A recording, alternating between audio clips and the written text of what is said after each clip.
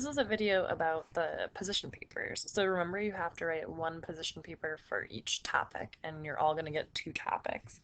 So you have to write one 1 to 2 page paper on topic A and one 1 to 2 page paper on topic B. And your topic guide will give you a lot of information about each topic and about what's been done about these topics in the past. You want to use the topic guide to inform what you're writing in these position papers. These can be single spaced. They should be single spaced, so one to 2 pages is really quite a lot. Remember that the foundation of your writing should be the topic guide, and you'll get that in late October, early November. This is going to be a 15 to 50 page document created by the Yale students who will be running your committee. So you really want to draw upon that and put as much information as you can from the topic guide into your position paper, because you want to show that you're well versed with the material and that you did the hard work of understanding the material in the topic guide. So remember, there's two position papers, one for each topic, and here are some of the steps you want to take to get started with the position paper. So just brainstorm solutions to the problem as you're reading the topic guide. Try to highlight any solutions that have been proposed in the past and try to think about why they didn't work. Think about the pros and cons of each possible solution. So think about which solutions are creating the greatest good for the greatest number of countries, which solutions seem very manageable and easy to pull off, which solutions seem a little far-fetched and implausible.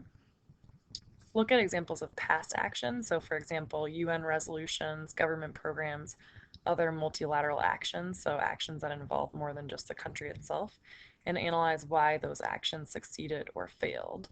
And that will enable you to identify future courses of action. So if you see a weakness in a resolution that was implemented in the past, if you find information about why that resolution failed to solve the problem, then you have an idea, a great starting point for developing a new solution that just slightly adapts the previously implemented solution to the problem. You should probably bump into some mention of non-governmental organizations, NGOs, in the topic guide. Typically, there are non-governmental associations, organizations that are involved in any of the issues presented in the topic guides, and those groups are trying to do work to resolve the issues. So you want to look into what non-governmental organizations have done in the past. And you also want to look at your country's regional body for solution ideas. So you want to see if your country is allied with other countries or if it's part of a regional body, if it's part of a small group of countries that work together and develop solutions to problems. Also, make sure that you know what the powers of your committee are, because you're going to need to know what your committee can and cannot do in order to develop a solution to the problem presented in the topic guide.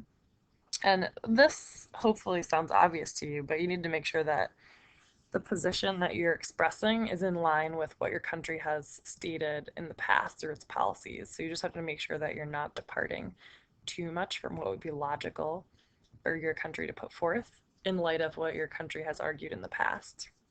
So just remember, you're not trying to find the best solution in general to a problem. You're trying to find the best solution that your country plausibly could propose given your country's specific stance on the issue as deducted from information about what your country has done in the past.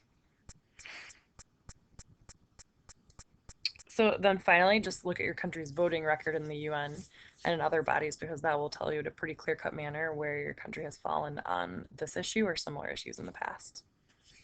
Just logistically, you want to have a heading in the top left corner of the page that has your committee, topic, country, school, and your name. If you're in a double delegation, list both names, and you'll be able to see this fairly easily from the sample position papers that I'll share with you guys and that are on the Yale website.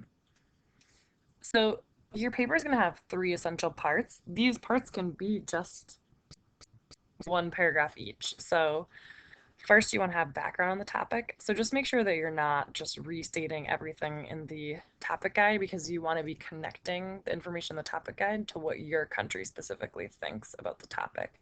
So from your country's perspective, what is the history of the topic? and why is this issue important to your country. Also, you just want to try to break down the problem. What are the different facets of the problem as your country sees it, and why do these problems still exist? Why did these problems come about? And this is usually fairly short in relation to the other parts of the position paper. Probably where you want to have the most writing is in the third paragraph, which proposes solutions to the problem presented in the topic guide. Okay, and then the second part of your paper should be a history analysis of your country's position on the topic in the past.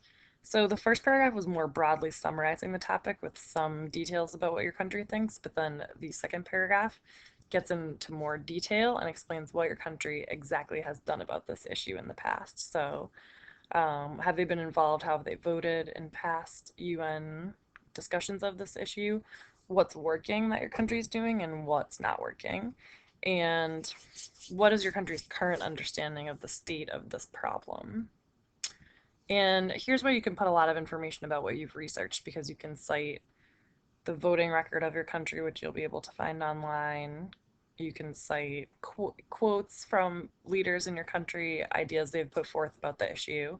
This is where you can put a lot of your research to good work.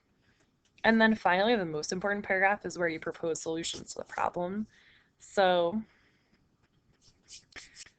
you can have multiple solutions. You don't have to have one really cogent, well thought out solution that fixes everything.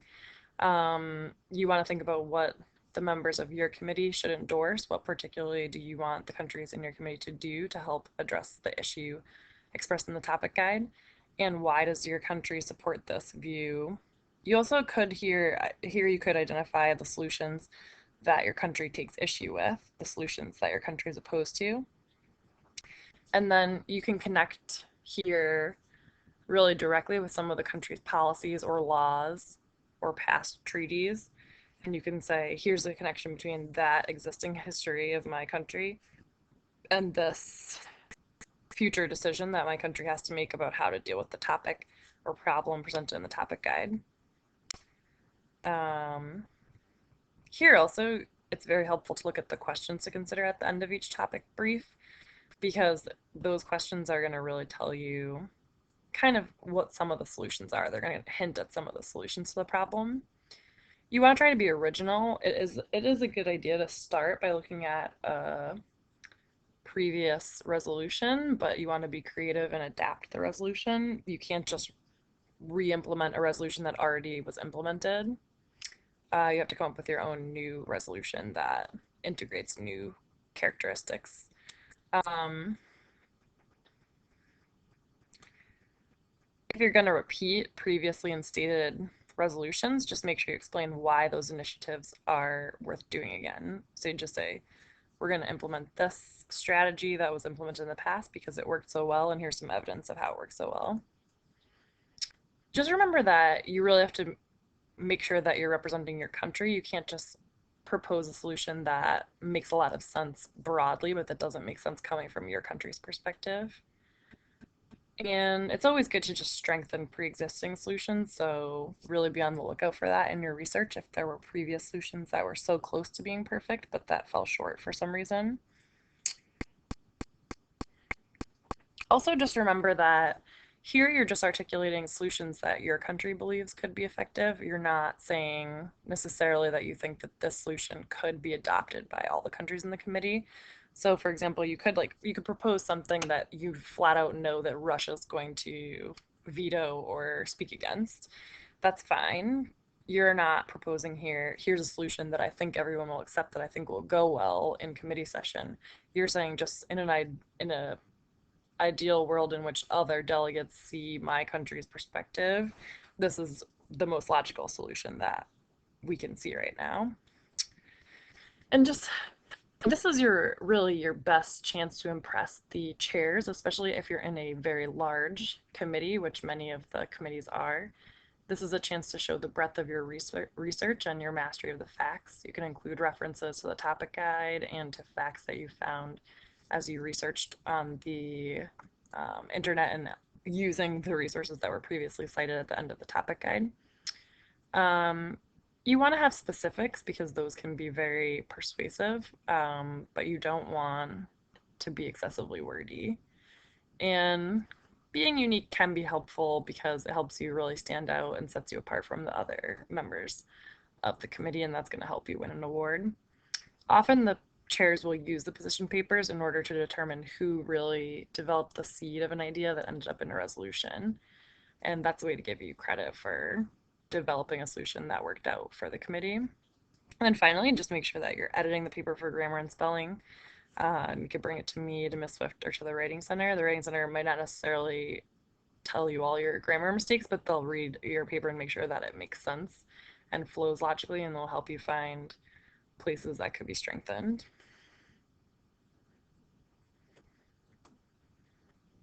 And here are some links to good position papers offered by Yale and by a website called Global Classrooms Model UN. So this is on the portal, so you'll be able to access these through the portal, and I'll put the links in the bottom of this video.